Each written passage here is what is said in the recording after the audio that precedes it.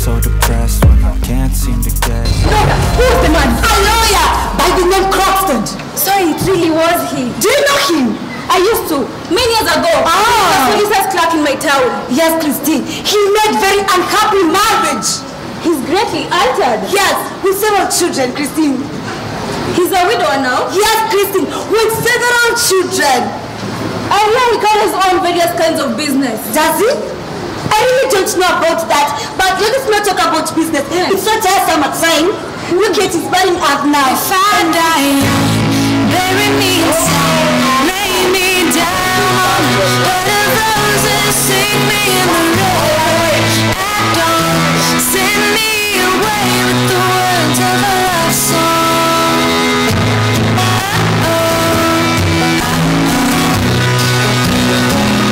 Lord, make me a rainbow, shine down on the night. You know I'm safe with you when she stands under my colors. Oh, and laughing always what you take it. Oh, not at all, Dr. Ram. Oh, really? Come.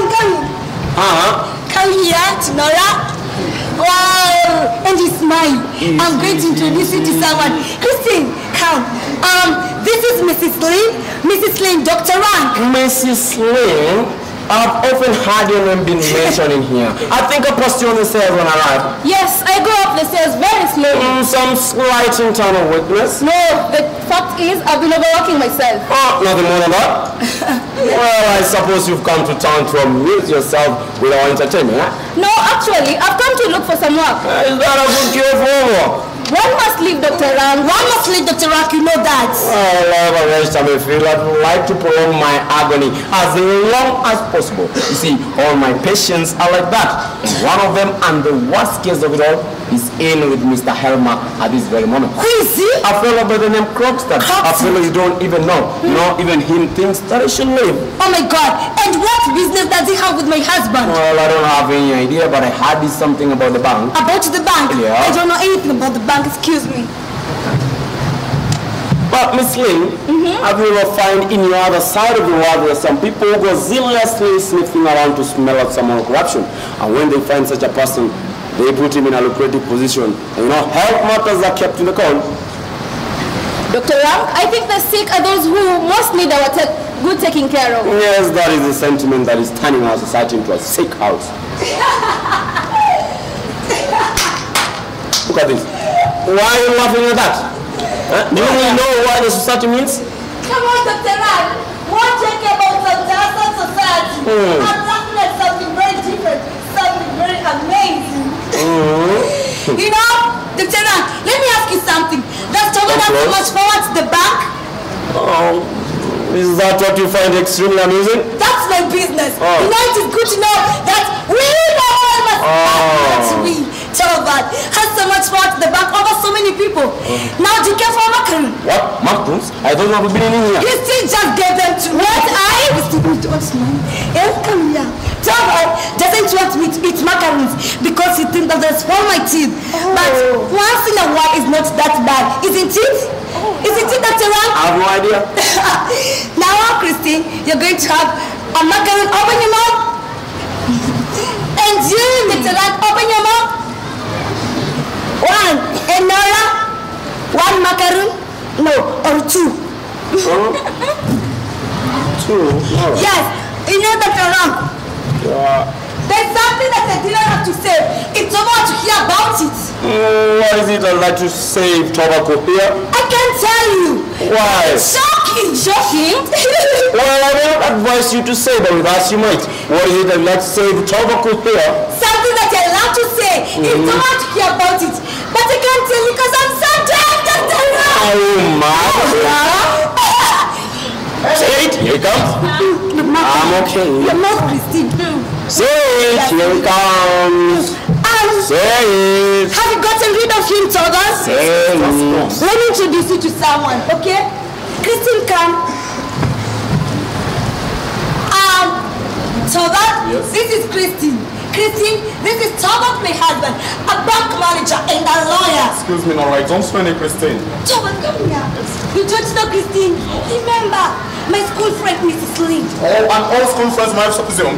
Yes, we've been friends since then. And you think she has taken the long journey to winter just to come and see you? She has come to see me. Yes, you see, Christine is very experienced at bookkeeping. And she's looking for some clever man. Someone like you, my husband, to work with. Ah, well, it's not altogether impossible. I presume you're a widow? Yes. And also some experience in bookkeeping. Yes. Ah, well, you make it possible. I mean, you're able to find something for her. Wow, Chama! Thank you so much! Christine, I told you. I told you my husband is the best. I told you. There's only 4 hours. Excuse me. I'll join you, actually. Of course. Don't take long I want some more.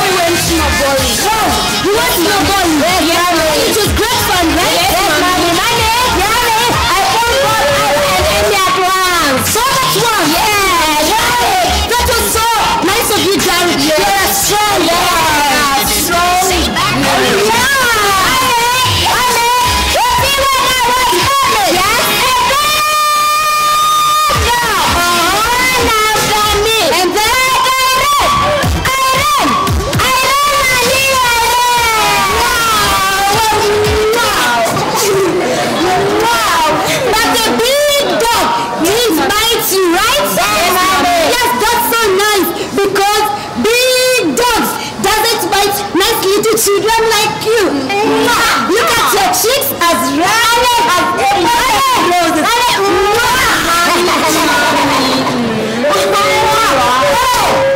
have that, Helen.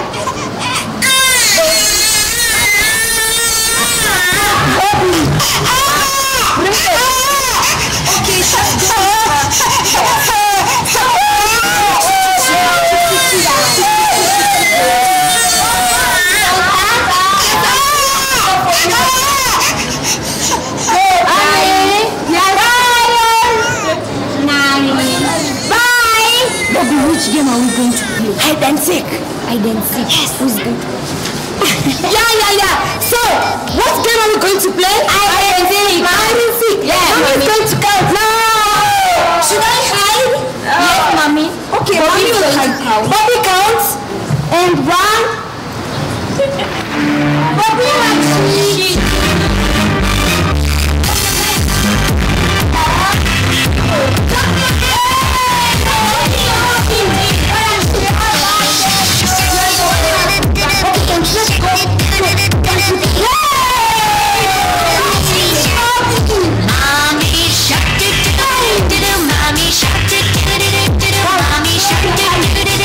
Mommy shark,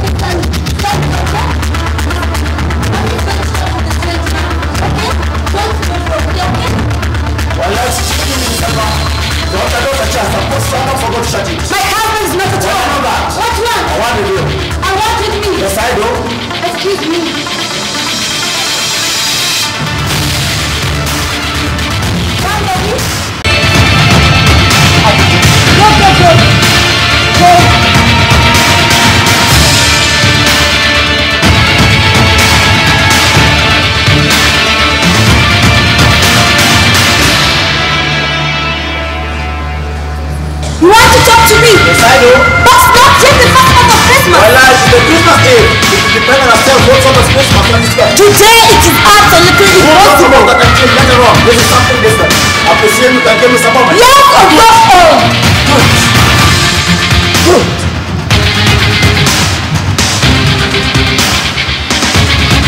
I was in Olsen's restaurant and the saw your husband go down the street. Yes. With a lady. Yes. He now went to someone to ask if it was a Mrs. Lane. Yes, she is. Just arrived in town. Yes, today. She's a good friend of yours, isn't she? Yes, she is. Well, I know too. Once upon a time. I'm aware of that. So you are. So I can ask you without beating about the bush. Is Mrs. Lane to an appointment in the back? Mr. Doctor, come on. You don't have any way to question me. But since you asked, then I'll tell you.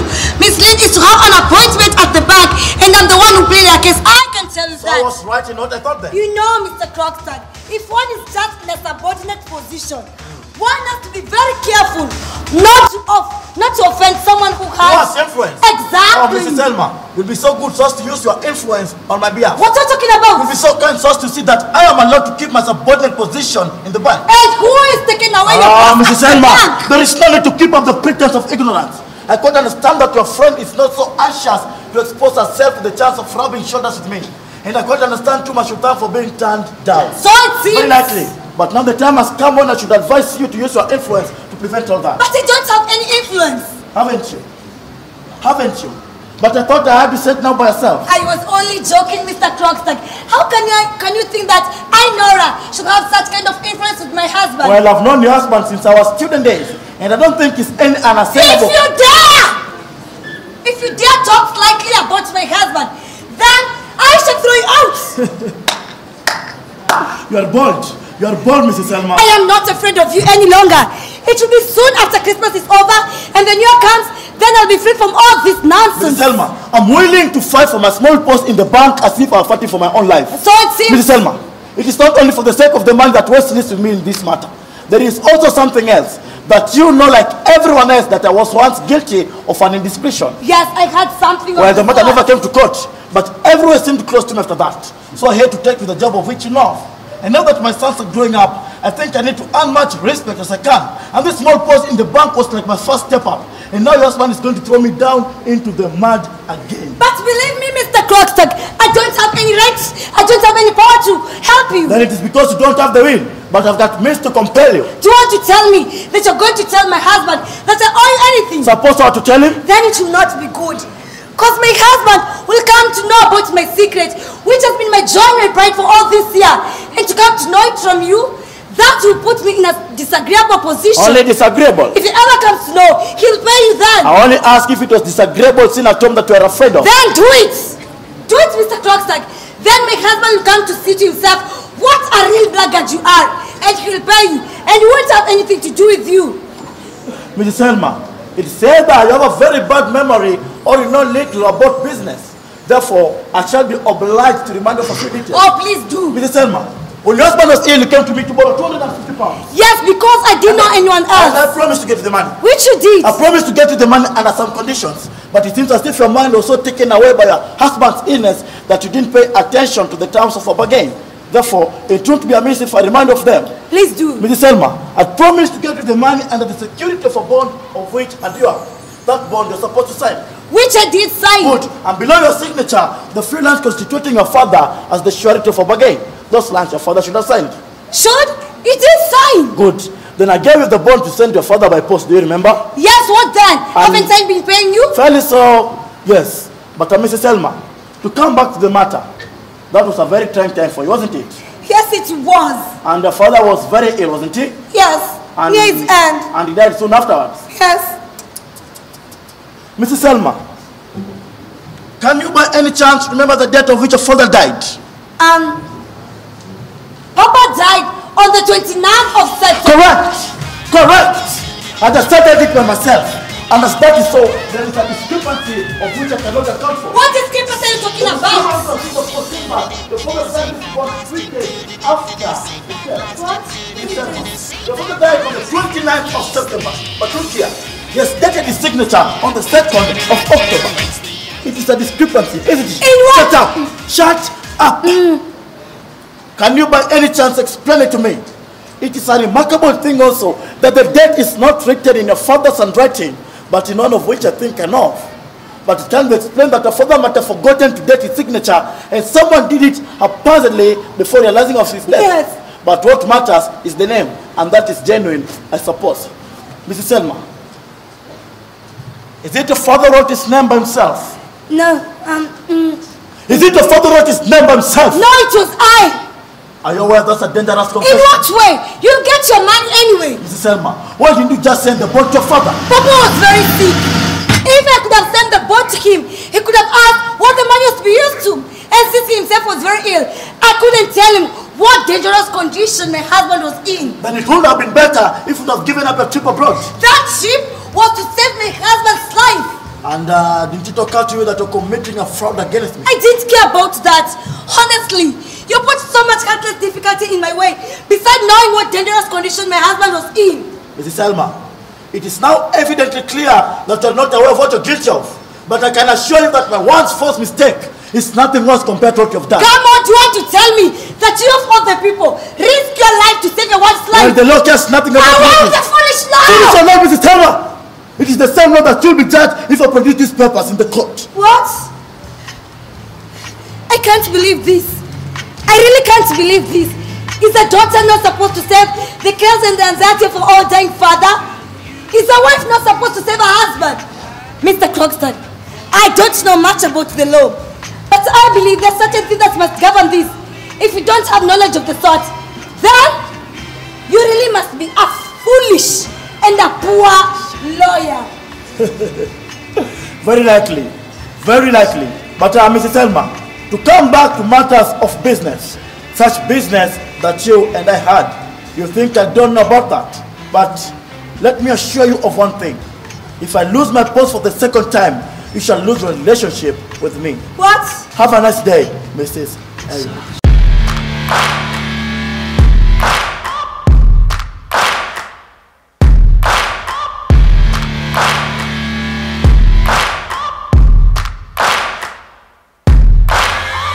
Searching for greatness in a sea of the dying and shameless, a sea of the aimless. I don't wanna be one of the nameless. I'ma wake up with the mindset that one day I'm gonna make it, and I don't think I'll be fine if I don't break my limitations.